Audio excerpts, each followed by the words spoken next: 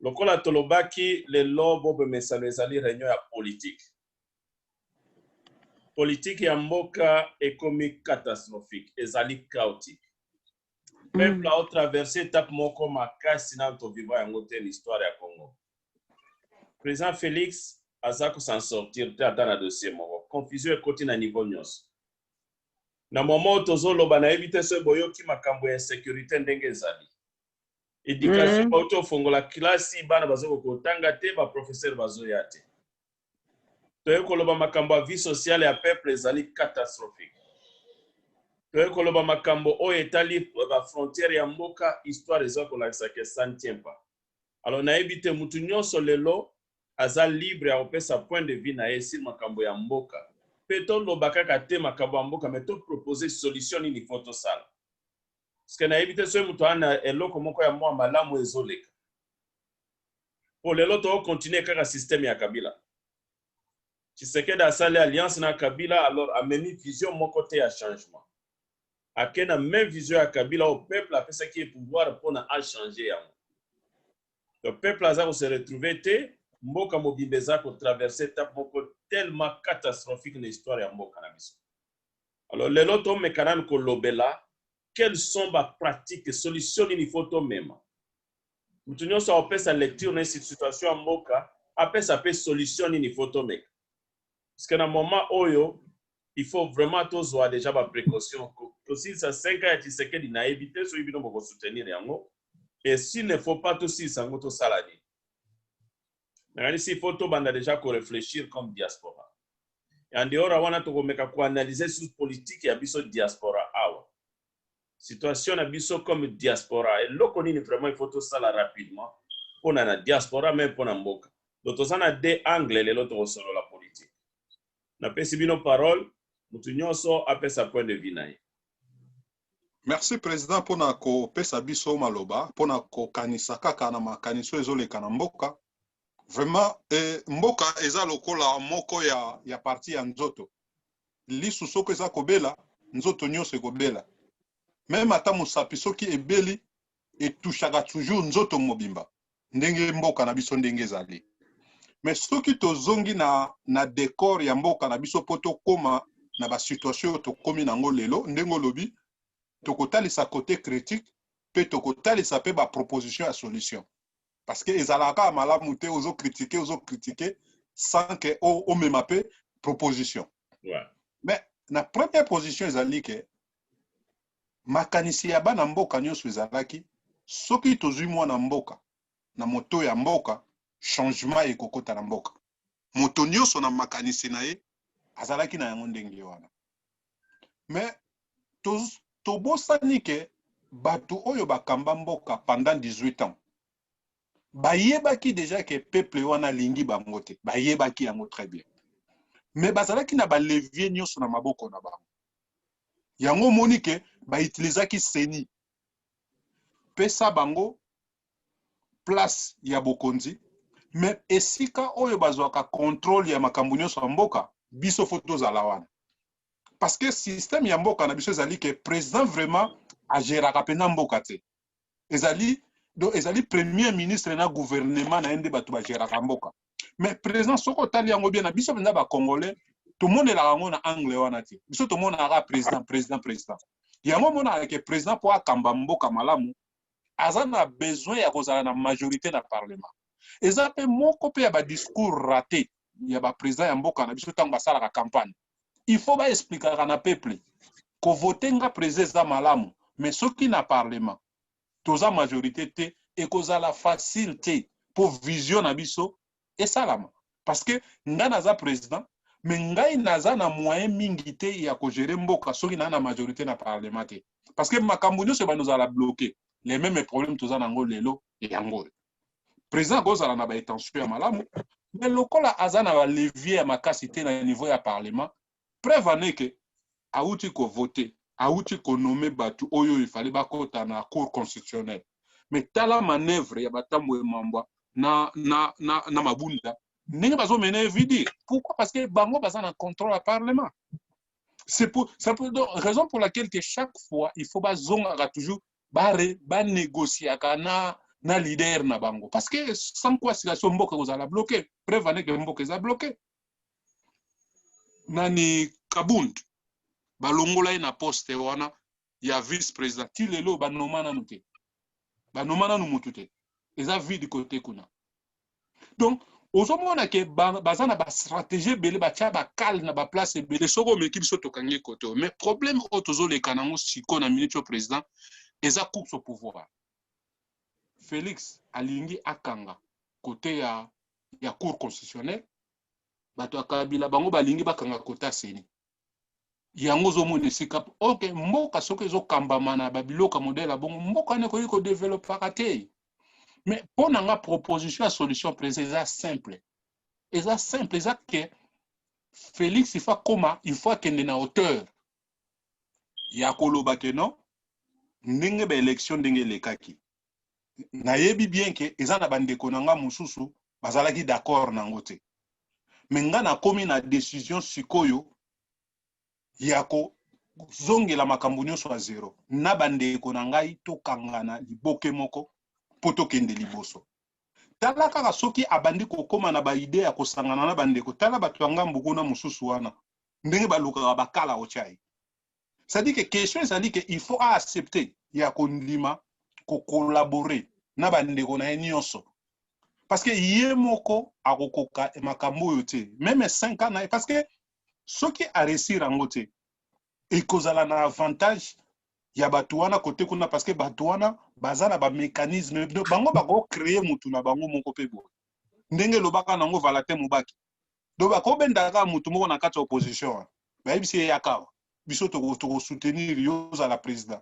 mais biso tokogarde na biso kaka parlement parce que yango nde eza levier makambo nyonso yo kozala président ata banome yo lelo président mais so oza na majorité te na mboka wana osalela one osalela moko te c'est-à-dire oza na besoin ya soutien wana nde kosala ke vision na yo ekokisa donc ekende na niveau yo lingeleni mais pour le moment eza difficile parce que soki azokoma na idée wana bato wana bazoyebisa moni bato wana déjà tellement que yo na bango déjà boyokana te bakoaccepte yo te or eza faux bato wana lelo soki mpenza ke Félix azwi courage ya koloba ke non d'abord nazo reconnaître ndenge baélection ndenge ekendelaki bato ebele bazalaki nango d'accord te mais tozonga na point de départ tosangana bomoko poto tosikola mboka je crois bien que bato nyonso wana bakozala na vie na ye bakosoutenir ye donc wana ezali défi moko ya makasi oyo ezosenga fo président sala mais soki asali yango te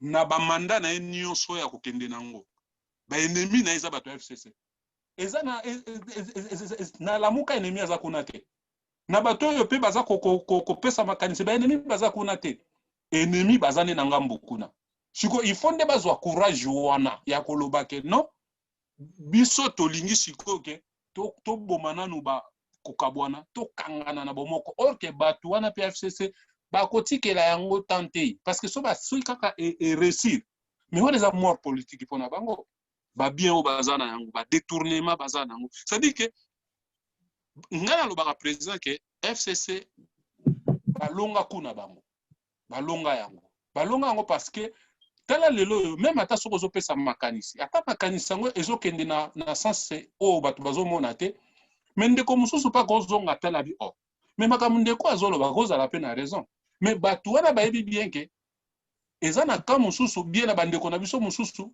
bazocomprendre te ke alire oyo tozokende changement eza te parce que le même système oyo Kabila ntango ayaki na pouvoir oyo toza nango lelo osoki ocompare omona ke changement vraiment eza te parce que bato ya FCC wana nde bato ya mabe nde eza bato wana parce que eza lokola ke oza na malala ya malamu okamati lilala moko ya kopoloke kotia yango pembeni mais malala nyonso ya malamu wana nyonso wana ekobeba le même problème toza nango lelo yango c'est-à-dire ke soki omoni toza kolobela mingi na Félix parce que aza ya biso aza mwana mboka ezosenga fo azwa courage moko ya makasi ya koloba ke non parce que mpona kozwa divorce kosigner divorce basigner yango na koseka te divorce motu soki azosigner divorce azwaka mpenza mesure ya makasi mpe andimaka bacirconstance nyonso ekoya parce que peuple nyonso akozala nsima na ye pa omonake oui depuis kala kabwana na bato wana kabwana na batu wana bakosepela na yo osala makambo malamu te bwaka bango libanda mais aussi longtemps que batu wana bakozalaka kaka tokokontinue kaka na situation toza na yango eloko moko malongi kozala te proposition na ngai eza kaka moko ke Félix fakoma na niveau ya koloba ke non ngai na bandeko na ngai nyonso ndenge tozalaki il faut tozonga esika moko po tobwaka bato oyo libanda mwanda makanisi na ngai yango wana président. Merci mingi en tout cas Simon. Donc bandeko toye ko rejoindre biso tokende na lombango na ba bazaki na liboso tozana kolobela sur politique ya mboka mutu nyonso apesa point de vue na ye ndenge nini ozomona makambo ya mboka pe opesa solution parce que situation est chaotique, situation est catastrophique. Alors ezali biso nyonso toyebi solution ni tozana ngo parce que ceux qui tolobeli kaka ndenge problème ezali il faut tozwa solution. Ndeko na biso Simon alobi Tshisekedi azonga a travailler na bandeko na ye nyonso bazalaki na ebite soko azolobela bandeko ya IDPS soko azolobela bandeko ya Lamuka na ebite mais okozala clair ndeko na biso place wana a travailler na banani. Président, côté on a la ligne na meka un peu kozala clair parce que ta on a loba qui on zaki un peu moins vaste. Ouais. Parce que toyebi bitumba o esika to uti na yango. Ah c'est bon là. Toyebani, président toyebani. C'est clair, je comprendre. Toyebani nani azana. Ayeba batu nyonso tozaki na ina musala oyo. C'est ça. Azongela ngo atika bakati. D'accord. Wana za clair. Siko tokende siko na mama Marie-Jeanne ou bien de nyonso aza prête abanda koloba. Tozana besoin ya point de vue ya mutu nyonso na situation politique ya mboka. Mutu nyonso apesa point de vue na solution nini parce que za catastrophique na moment oyo. Congolais yazo mona ngote loba na problème. Tshisekedi yaki na ba programme apesa éducation gratuite na moment oyo ezali catastrophique. Bana ba okokotanga te ba professeur ba boye même koma na ba classe. Donc bazofuta bango te. Olobi mama. Bazofuta bango te. Bazofuta bango ezate. Donc papa ezaka ndenge frère autu kolobake musapi moko ko sokola elongi te. Il faut que ça soit que mes opinions aux anango au chocolat longue bien. Mais yangwana tam susu yo koko na idée ya malamu ya kosala musala mais bato ya amiarrange kina bango bazo bondisa ye bakolinga te ke ye asala malamu bato balinga ye ozomona ngana mona kilokola Lamuka na mona ki nalanda ki sakina nini wanawa mkolonini namona ki Nathalie namoni Lamuka tiki makambo ya irne des irnes Lamuka amipesi sikoyo alebike to genda nan bumoko ndenge na yoki na comprendre koko zala bongo to genda bumoko po to sala musala mais to bunda to telema na nzela po to bunda pona minembo po bazo yango te. Mais ezalaki quand même bien lokola moto apesi proposition ndenge wana mais namonaki baboyaki batindaki ba police balobi bapesi bango ordre te bon omoni lokola lere Tshisekedi azalaki na temps ya Kabila azalaki soki babimi na nzela ndenge baza kobuma bato ya IDPS baza kobuma population basala bango makambo ebele bazolinga te basala marche yango wana namonaki mokolo wana baboyelaki bango nayebi te soki bakontinuaki basalaki marche yango mpo nalandaki lisusu te na matata ya makelele ya bana naza na bango bon yango namoni kaka oyo frère pe awuti koloba eza pe bien mpo motu moko mosapi moko ekokosokola elongi te ifale kaka biso nyonso lokola pe ndenge babandaki basangana bazala bomoko bazwa moyen ya kobundisa FCC wana FCC wana nde moto azosala makambo nyonso wana ke ye moto oyo abonga te balinga ye te yango wana ifo biso pe badiaspora ifo tozala pe na bolingo toyeba ke tosala nini mpona koede président de la république bien koloba kopesa kaka bamessage ekonamoni ke kokozala pe bien lokola mikolo sécurité eza na mboka te sécurité eza te ata ya moke sécurité eza te bazokotela bato tala namoni lobi moto epeli na ndako moko kote wana kuna na kati ya hôpital ndako yango eza hôpital bahôpital ya badispensaire babengaka kaka kuna epa na biso ya hôpital ndako ezozika babeli baza kuna na baoyo bazokoka kotelema te ozomona sécurité eza te moto akokontrole akoya mbango mpo asauve emili mosusu eza te eza kaka bazoganga donc mboka wana eza na sécurité te papa eza pasi mpona kokotela bato bazotika te kobomana mpe ezosila te donc nzala mpe ezali kaka kolelalela kaka donc eza mawa mingi mpona mboka wana toyebi te. Merci maman Marie-Jeanne. Yo ide na yo ezali ke ba diaspora ba travailler na Tshisekedi ba aider yema. Il faut ba diaspora basangana tout d'abord ceux qui bosangani après bokomi eloko moko après po bozo moye bo travailler na yebo pese pe ba balongola bato mosusu bato ya FCC wana na baposta wana bango bazali nde bato bazobebisela ye makambo mingi azosala boye bango bachange boye asali boye bango balobi boye omoni ke bazoyokana te eza pasi mpona ye po asala mosala malamu. Merci mama Marie. Donc toyoki masolo ndenge ezokende tokende sikoyo na Magali mutayaki liboso nayebi te mama Magali oza prête toyoka nani likanisi nayo tinoso aza libre akuloba ngala bakisaka président à propos ya éducation président de la République mutu nyonso asepelaki ke aye na free Minerva le ofele mpona bana bango nyonso tu basepelaki na ntango abandaki likambo wana to initiation wana mais maintenant ekomi susu ebakisi su to baconfusion na bana yango balukeli bango na bauniforme na pasi bakaya yango na pasi bakei su baekole yango kuna baotangisala bango su bango te donc olie mema eloko ya bien le contraire kutu eya susu kobebisa susu moral susu ya bana neti bana misusu oyo bazwaka kutu ta occasion te ya okende ta ekole sikoyo pour la première fois balati uniforme après sikoyo bako ezala te ke eloko moko eza ya continuité non eza eloko moko sikoyo esuki na kaka na katikati donc eloko nga na naloba ke président faut a revoir côté wana so eza eloko moko initiation oyo ezalaki na motema na ye po ye moko azalaki mwana ye moko atangisi bana azalaki parent ayebi susi wana baparent nyonso ke moto nyonso alingaka mwana na ye akende classe sikoyo soki eza eloko moko oyo ke ye moko alingaki yango akanga matoi na ye ata esalaki ata asanganaki na bato baopesa ye so bamakanisi me ye atala oyo ye moko na motema na ye décision nini oyo ezoyake ye akosala mpona na kosoutenir bana na ya classe wana soki mpana na posa ya aide toboyi te moto nyonso tu azala na bapoint faible na ye andima kaka ke kote oboye na okoka te pardon na oneti lisungi bato baosunga ye mais soki agarde silence biso toomona nde ye biso toomona te oyo bazongaki oyo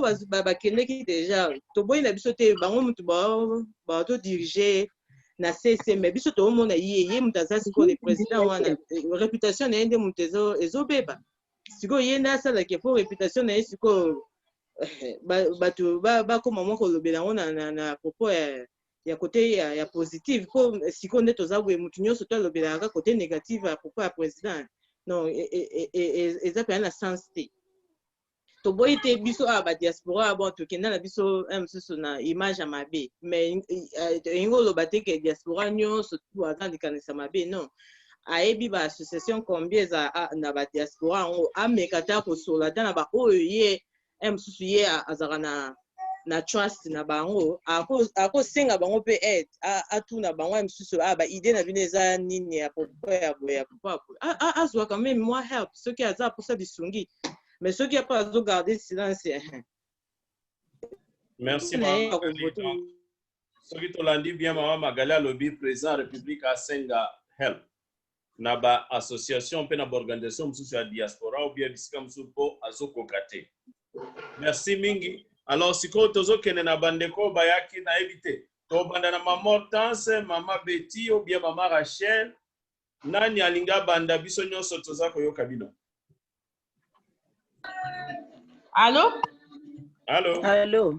Oui, sorry, nena koti retard na uti musala kokoma nyonso ka yango. problème. Nangaki naloba. En tout cas, au etali makambo ya Congo ezaka passe. Donc situation ezo s'empirer ka du jour au jour. Sécurité bamba marchand déjà au koloba eloko moko te zo marche. Même éducation ou gratuité ba magali ba au koloba kuna eloko moko te.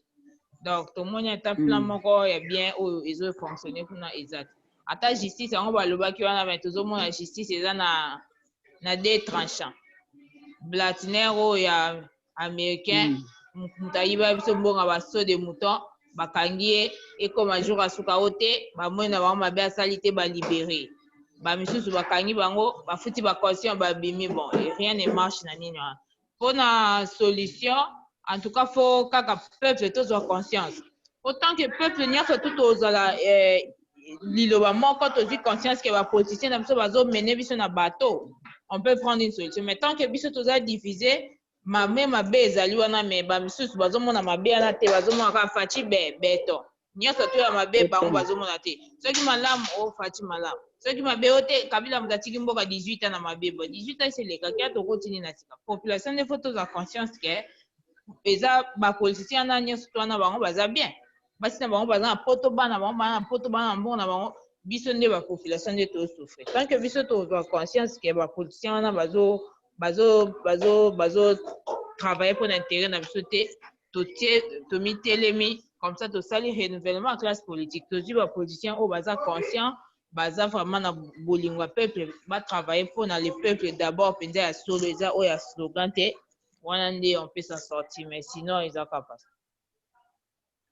ok c'est ça Maman Betty a lobby il faut peuple tozwa conscience toluka unité et puis toluka moyen kosala renouvellement ya classe politique ye nga na omita mute mpo bana baodérange so na ina loba na longoli no ok namoni ndeko moko akei azalaki na iPhone sikoyo toyebaki ye pe te sikoyo tookende na mama Hortense ou bien mama Rachel azongi na ye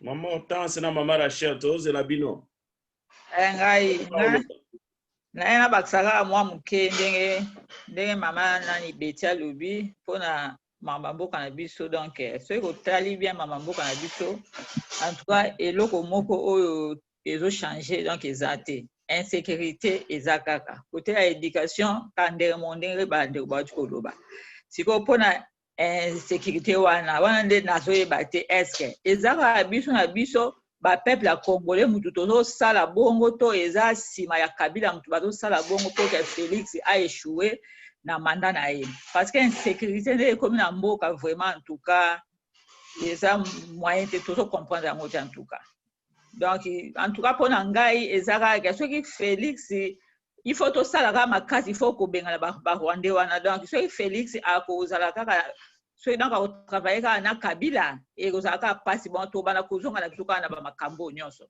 donc nga mpona ngai eza kaka il faut kaka ke Félix akotravaille na bato ya FCCT donc bakozala esika moko na kabila te po soki Félix azwi ndeti mwa décision ya kosala boye omona kaka rien ne marche donc c'est que bato ya FCC baza mwa cc yango bazotia bakali donc mpona ke donc makambo nyonso Félix akoloba esama nango te donc mpona ngai namonaki mwani nazali nango yango wana epuis insécurité mo eza na mboka donc ya kosakana te donc yango wana nazalaki nango mpona kobakisa mpona mwa mokio na nango mpona sikoyo président oui mais yena na bakisa makambo mama Hortense alobi seule façon mpona ye akose débarrasser na bato ya FCC alive banka na justice mpenza ezala vraiment mpo na FCC so baza 100 peut-être 98 wana baza bamiyibi baza bacriminel baza tuka na dossier moko ke justice akokangela bango soki justice ekomi pene indépendant babandika na nanu ye moko na kabila ti bato na ye nyonso to ya minene ana bango nyonso so bakomi na boloko omoni ke tokosikolama soki justice apene komi indépendant pene komi olandela moko bango nyonso wana baza na badossier baokangama donc bakangami alo ozomona quand même tozwi mwa soulagement moke po tanke bazaka na liberté bazokontinue kobongisa baplan na bango mabe wana ezaka mpasi Bakisi, il faut pas criminel, bakanga. Président. Il faut que justice c'est ça pour bakanga ba. Et ça, c'est ça. En tout cas, na ebi kende ko Simon to ozongela. Tozana na mama Rachel na ndeko na biso mususu azana iPhone. Seba ozanelo wa olobande to ozongela ndeko Simon. Merci, Président.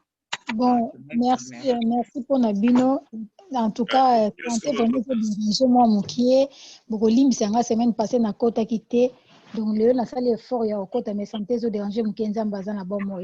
Et là on est na lo banyoso bolobi ba maman Betty ba lobi ba maman Hortense eza hyper important parce que une fois kaka état de droit biso to kanisa ki ndenge état de droit ye kabila ba kotia ye ba okanga ye ba to belé o ba sala mboka mabe ba ko livrer bango mais état de droit neza na ka slogan pamba. Alors eloko eza na malamu il faut Tshisekedi ayo kana bino diaspora ceux qui sont solides diaspora ceux qui sont unis en tout cas solution malamu ko yebna yebaka te mutu so azali banda azomona makambo be na mboka mais ceux qui mutazongi na mboka akomomona makambo nyonso tu na yebiti envoûtement nini ezalaka kuna na mboka ngo pour que amona makambo zo sala eza bien or population peuple azo souffrir. Donc ceux qui viennent diaspora boko yoka na pona komomona c'est comme si diaspora est comme moins faible moi ba laisser aller moko boye bozala solide botika nzela te tozo souffrir toza libanda to à chaque instant okomona kaka ke mboka esali boye mboka esali boye mboka esali boye. Donc ceux qui diaspora etelemi Congo wana ekobonga diaspora ceux qui etelemi eyokani ebengisi Tshisekedi eyebisi ke voilà président Mombasoka ye awa na libanda mboka lobi mboka nanga ça va eloko moko ezate eloko moko ezate. Mais bango moko batango ya libanda aya ba mindele bazomona ke na mboka il y a toujours un ça ne va pas. Donc elo na koko loba ya mukie wana parce que moto ezo sala pasi boza la solide donc toza la solide diaspora za la solide boyo kana pour que bo benga Tshisekedi bo vansa bo loba na soki osali boye te awa pe na poto boye te. En tout cas elo na koko loba yango wana donc ça ne va pas mboka eza na kaka de jour au jour malade eza kaka viol eza kaka criminalité eza kaka impayé eza kaka nzala eza kaka makambo nyonso mabe eza kaka na mboka. Donc moi moke na koyeba koloba yango wana vraiment en tout cas bozala vraiment makasi. Merci beaucoup. Soyez tolani maman Rachel ya ye koloba que Tshisekedi a travaillé na diaspora et puis diaspora ezala organiser et continuer kosala musala ndenge ezalaki. Merci mingi to na biso azana iPhone.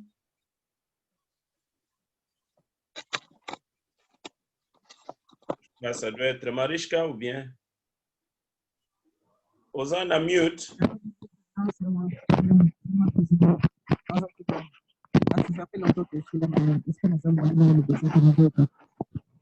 Pardon? Alobi moya lo bezate bisika zali. Ah ok, c'est bon. En tout cas, merci. Azo yoka biso me moya lo bezate. Ah là, c'est bon. Merci beaucoup en tout cas, Toyoki. Merci vraiment la contribution, surtout la présence, c'est ce qui est important.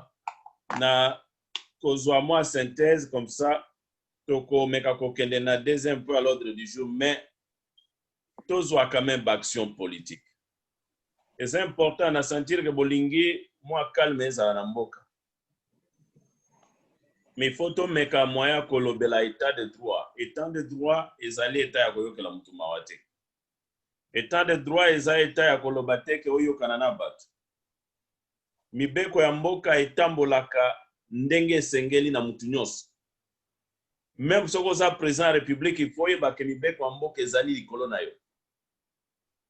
Donc il n'y a pas à être que non parce que vous êtes président de la République, vous êtes comme ça là, topé son chance ou bientôt la solution non. Je crois que le temps, la situation est que lelo, ils allaient cri d'alarme congolais nyons il faut beta yango pour na intérêt ya mboka. Président de la République azali totalement absent. Et constitution mboka ezo sengaye azala garant ya institution mboka pour mboka fonctionner comme il faut. Absence na ye et cause à la jamais toléré. Et il ne faut pas être un peu tous à moi légère, on dirait na mawa ayo kanana FCC akoyo kanana bango et kosala mate boyebi déjà ka sali alliance na ayo kanana batu ya lamuka asala alliance na FCC ezali déjà leur moko impossible bon 5 à Tshisekedi. Na bi ka ande ko na biso na diaspora mais à lire makambezo kende moi je crois que l'intérêt de notre peuple il fait à la privilégier. Intérêt à mboka il fait à la privilégier. Tout ce qui est la solution est que non. Tshisekedi a joué rôle naïe. On a déjà 2 ans. Rôle est à président de la République déjà, il faisait la manifester, il faisait la claire. Tout ce monde a été.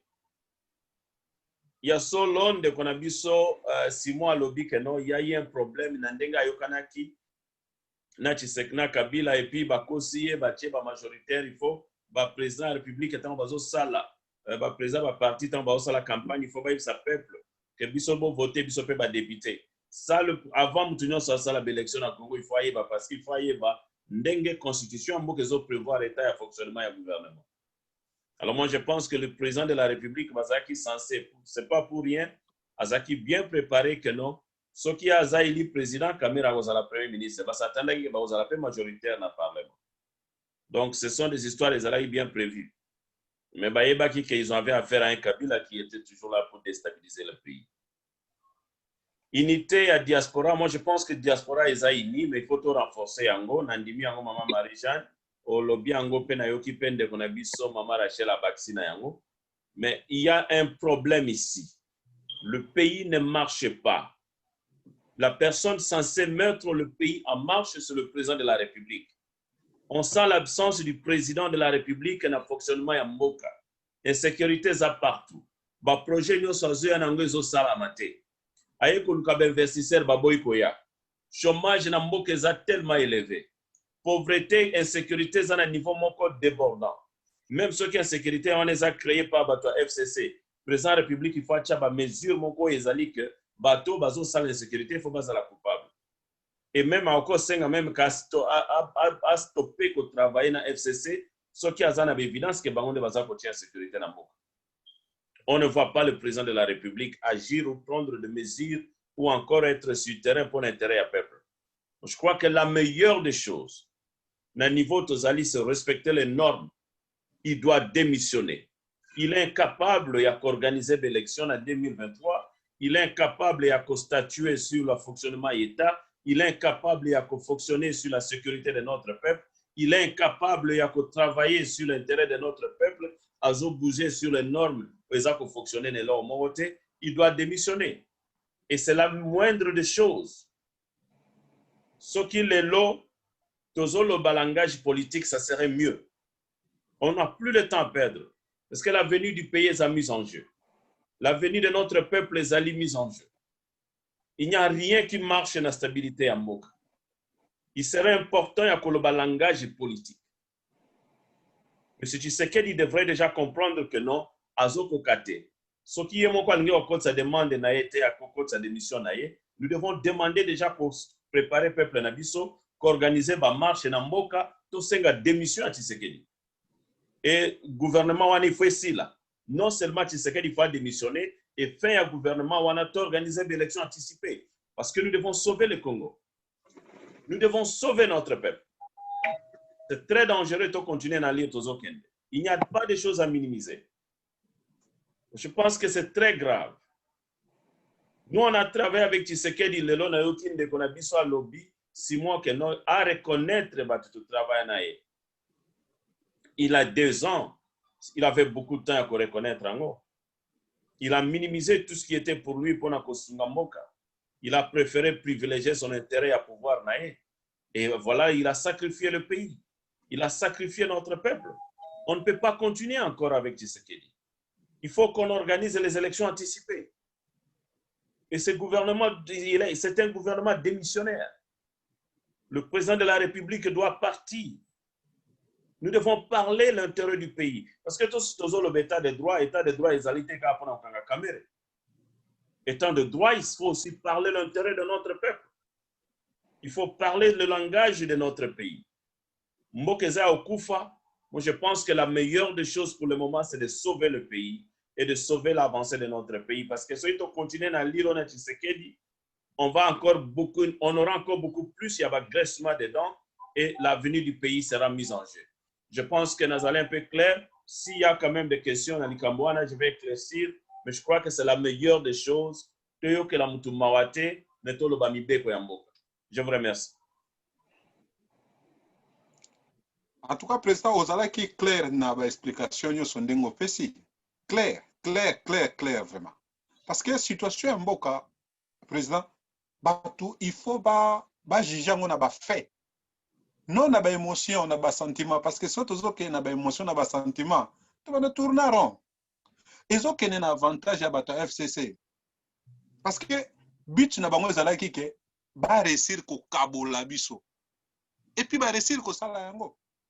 Parce que lelo osoko zo tali sandeko na yo ke no oh mon frère makambo ndenge ezokende wana ezokende malamu te ye azomona na sens wana te ye azomona ke biso bato tozali awa oko critiquer biso te soko lingo critiquer nde FCC mais ba o critiquer FCC ye moko ndenge nini mais yoza alliance na ye ozotambola na ye ozo protéger ye ozo sécuriser ye c'est ça un problème. Naza ko se rappeler sous président Etienne Tshisekedi tant Mobutu anomaki ye na poste à premier ministre. Mais tant atali vision oyo azalaki na yango. Na makambo akutaki sur le terrain. Asalaki nini? A démissionnaki. Aboyi. Parce que yango moni esala ye abima grand.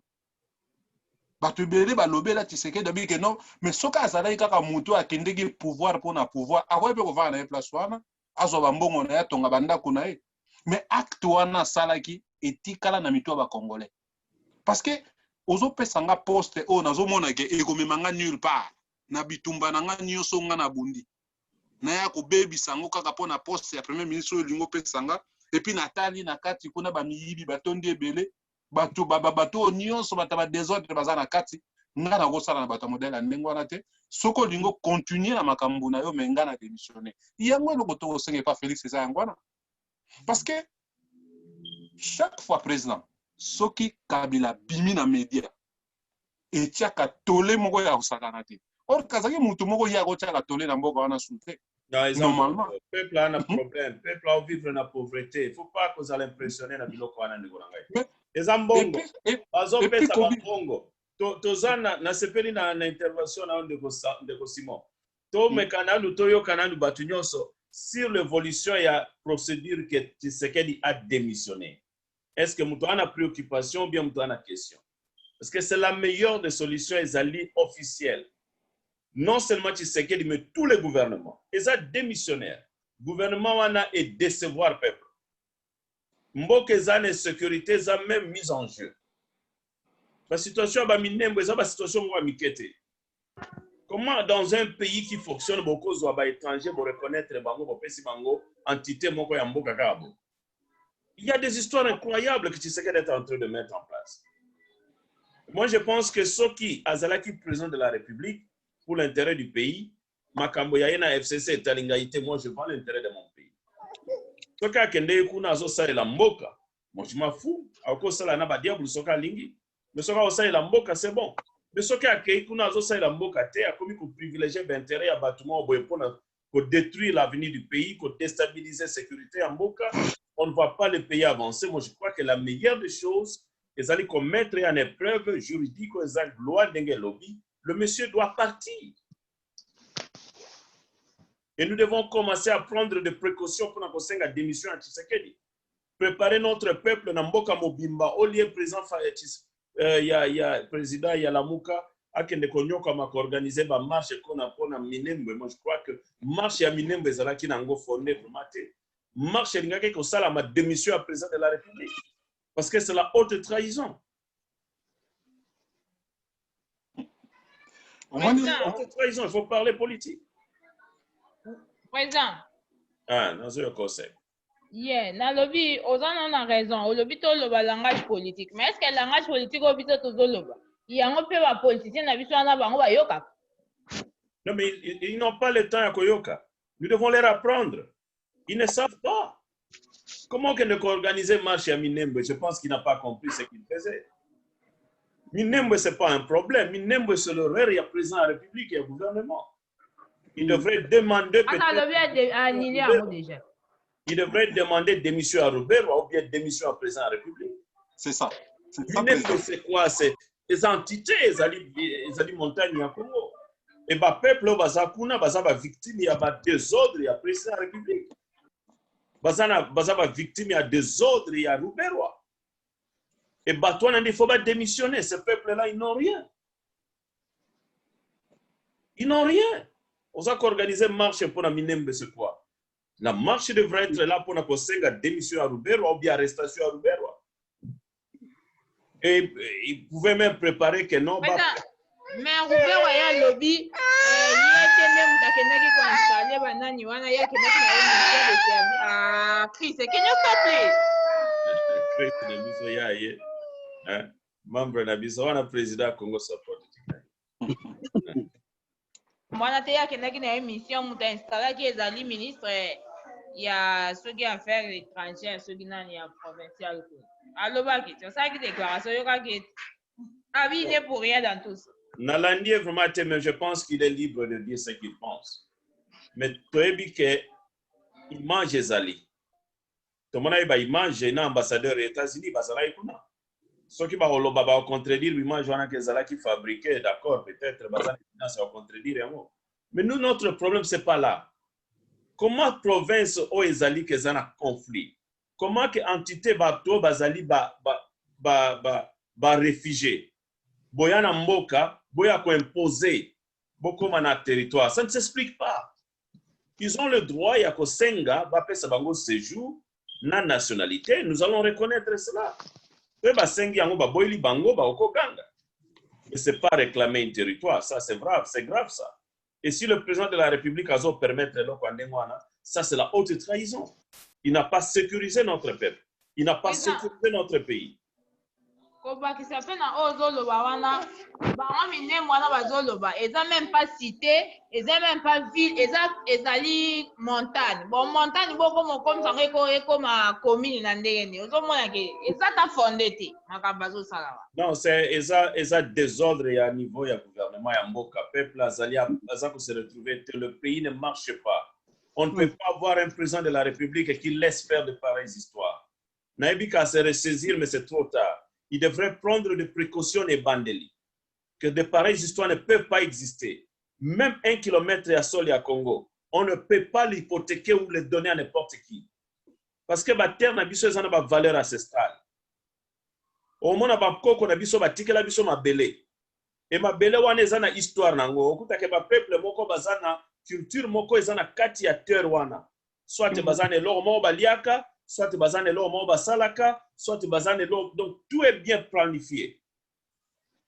Alors, pour la batu mabele ou bien ko exposer yango, couper sango na batu mususu c'est très dangereux, ça ne peut pas se faire. Je pense que c'était l'erreur grave au Salama qui place. Et la meilleure des choses, c'est demander la démission du président de la République et de tous les gouvernements pour mettre en pratique, pour exposer le territoire et en cannabis. Moni président Herrera makasi nga na mona ke pa Félix ezalaki tango azo loba na presque makambo wana tango esalamaki nga na yebaki te eloko wana tango na yokaki yango bima na monoko na ye esika penza danger makasi vene ezalaki place wana na bamboka penza oyo ya makasi il fallait vraiment balandela ye na bamaloba wana. Comment un président de la République doit salama na silmana ya lobi ke azala ko courant na ngota ebiti? Mais comment expliquer ça? Mais wana eza grave, eza ba déclaration moko grave, irresponsable. Yeah. Na mokonza mboka parce que ako peut-être ko dévier ngona ba façon mususu mais ko utiliser langage wana te parce que langage wana elaki ici ke do yo soko bimi libanda mboka batu basala ka makambo ndenge bango balingi basala. Et puis c'est la haute trahison. Konile makambo minembo. Et c'est là qu'on salama verbalement. Et qu'on salama verbalement. Mais pourquoi ils ont ordonnance? Pourquoi ils ont signé? Pourquoi ils ont signé? Pourquoi Yebi? Mais à signer, comme ça, on a signé à expliquer qu'on a signé en gros. Ndeko Simon Zongé la kana place wana pour démontrer que non, le président de la République a manifesté un niveau et compétence très élevé. Et dans le niveau de compétence wana tozo senga loi est à l'appliquer. Il faut à démissionner ou bien à subir la sanction moko ya makasi à se présenter devant le Parlement. Ou même il faut à la obliger. OK, il y a qu'organiser une élection anticipée. Parce qu'il ne va pas travailler avec bateau bazo kosaye, bazo ibse makamo bazo salate et ça évidence est belé. Mais pour son intérêt comme chef de l'État. Comment, à cause de la président de la République, mais pour installer une province où il y a même pas au courant, Et il y avait même la présence, il y a des fonctionnaires, au bazana, des instances supérieures, il y a Moka au bazo représenté par pays, nous bazala qui wana comme témoin. Ça, c'est un plat diabolique pour l'intérêt du pays. Il faut être un enfant pour ne pas voir ça. Ça ne se passe nulle part. Baouti ko installé ba ville province belé na Mboka na biso. On n'a pas vu même des autorités ya Mboka okende kuna pour l'installation ba ville province. Comment plus encore moi entité moko ya muke o balingi ba reconnaître angolo ko la moi territoire et ça l'influence internationale en dengo. Je pense que c'était un plan diabolique où ezali que le président de la République azala qui échappé na yango, il devrait condamner Batunyo Sobazai na Likambwana au lieu kaka ya faire arrêter Likambwana. Il devrait condamner s'il n'était pas au courant, agir na yangote, ça c'est moins qu'il est encore très incompétent, ou il n'a pas la volonté de voir la gravité de la situation. Et deuxièmement, pour revoir l'issue, comment il n'a pas pu prendre ses responsabilités. Jusqu'à présent, on ne voit pas encore la réalité sur le fait, et le peuple continue à vivre l'insécurité, le pays marche très mal, la situation est chaotique, il n'y a pas une avancée pour la stabilité du pays. La meilleure des choses, tout ça, on a déjà préparé une déclaration officielle en élection anticipée, démission du gouvernement Tshisekedi avec lui et toute son équipe. Donc le Premier ministre doit partir avec tout ce gouvernement. Le Parlement, il faut qu'ils aient disparu parce qu'il faut vraiment dissoudre en haut. Le président de la République, il faut qu'il ait pour l'intérêt du pays. Et c'est ce qu'il faut pour le moment. Ils ont dit discours, il faut tout dans la diaspora et qu'on compte dans le peuple Namboka et puis ça va se faire. On va même préparer ma marche Namboka pour que dissolution totale, il y a gouvernement, président, république, institution, tout bandali soit organiser une élection anticipée. Bango bayebi ka ko arrêter ba marche bayebi ka ko pekisa ba marche mais bazo sala eloko moko te président bidon eloko mo azo sala ezate rien ne marche eloko moko te eloko nga na zwi na Tshisekedi na pouvoir na ye ka ko présenter moi si na ye ba meilleur vœu à présenter ki biso à l'exhibition ndeni ba présenter meilleur vœu na moi si na ye à part ça rien du tout rien ne marche eloko moko te un président bidon état de droit moko ya lokuta donc eloko mo zo sala meza lango te ezo sala meza te vraiment ezo sala mate. Merci beaucoup. Alors, Tsikoyo na ebi que toza presque bisonyo so toza na moi clarté sur ce qu'il faut faire. Avant tout qu'il y ait un deuxième point à l'ordre du jour, na ningi au moins toza moi stratégie ni toza la Tsikoyo parce que na ebi te mutumo kwa qui se manifester. Est-ce que vous êtes d'accord to senga démission? Il y a institution nyonso, c'est-à-dire parlement, présidence, gouvernement. Il faut qu'il y ait des démissionnaires. Yes. Il faut organiser des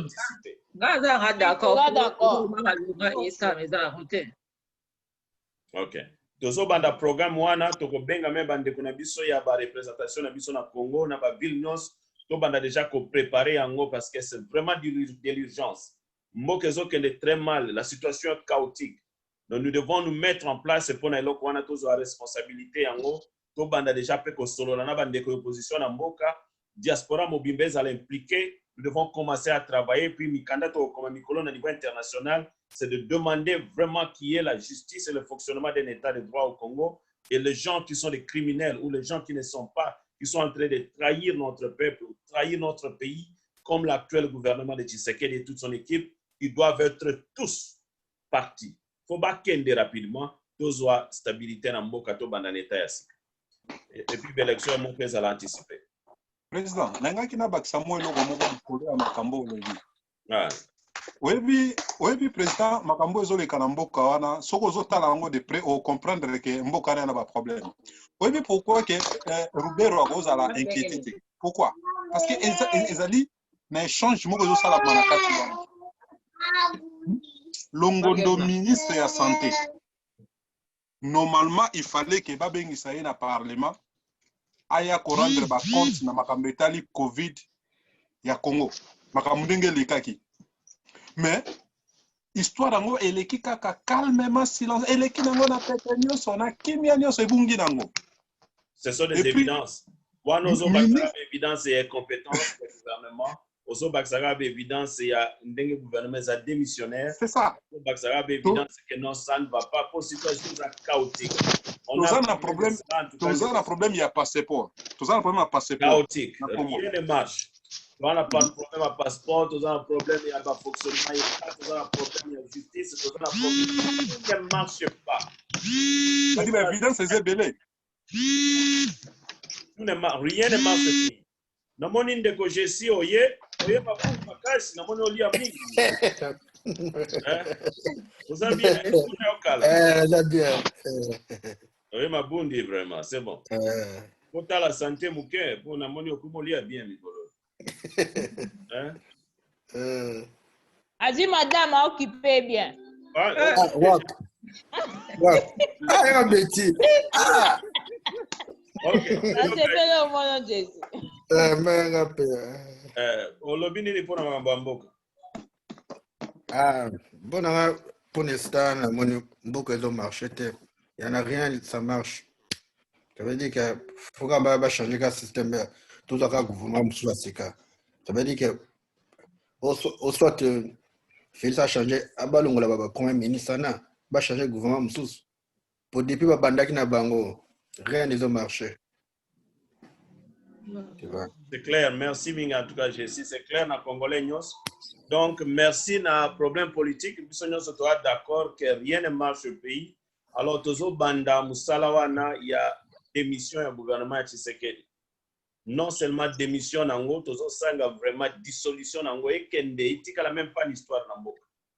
Les Congolais ne peuvent pas être des victimes de pareilles histoires. Nous devons préparer notre peuple avec de bons discours politiques. Et Tozo Banda Nango Sikoyo. Donc, moi, je pense que ceux qui m'ont se manifester, Azana Likanis Moussousou, avoir to Banda, parce que Moussalo Tozo Banda est vraiment important. Nous avons un président de stratégie Moussoussou. Nous avons une idée Moussoussou, et Yango to se manifester. On aura aussi une démission du gouvernement de Tshisekedi.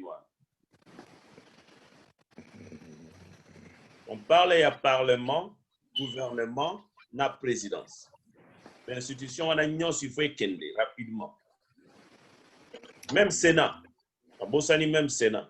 Il faut kende. Le pays doit avoir d'autres générations en politique. Et nous devons travailler pour ça. C'est possible. To Bengani Kabila, ça a pris du temps, mais c'est possible. Kwa kende, nano akemo bimbate. C'est possible. Azo kende mama, azo kende malé, baza sur le bonga président. Yakomo yana na réunion ba Sénat. On me maïe c'est quoi ya na réunion ya ba prisonnier. Donc kalati. Donc na o malembe. Andi makita okoya na réunion ba Sénat. Etikala ya prisonnier. Donc merci beaucoup. Tozo kende sikoyo pi faut to yeba ke na Congo il y a un problème. Si on a sali politique, il faut à bloquer. Comme il a plaisir, non. Mais nous devons enlever de pareils langages. Politique, c'est un plaisir, politique, c'est un sacrifice, c'est un service.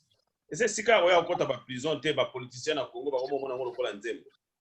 je pense que dans la politique, on a porte à prison, à policier, à tout le monde. D'ailleurs, on vous respecte.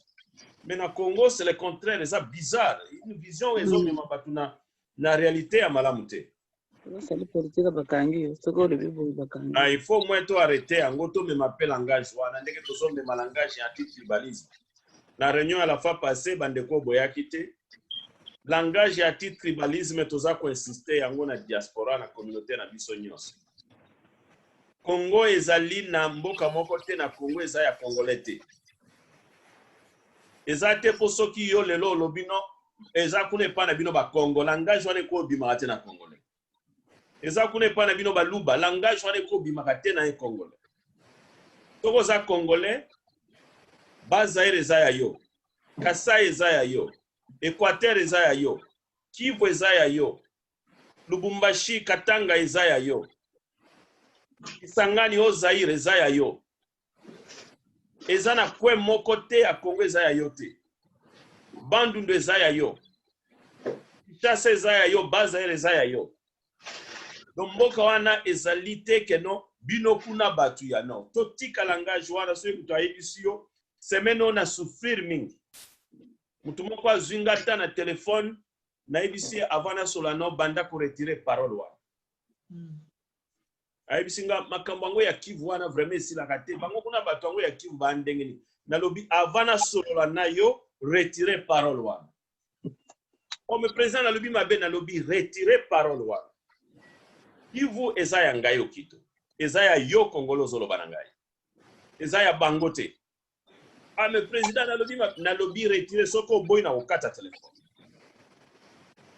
il a retiré parole ndeto sololaki donc eza langage wana tobanda déjà koéduquer peuple na biso tobanda koyebisa bango mutu abengi obi azosola makambo mboka isiko fandi alobi o bande kunanga makambo ezoleka na baluba kuna yebisa ye retirer parole wana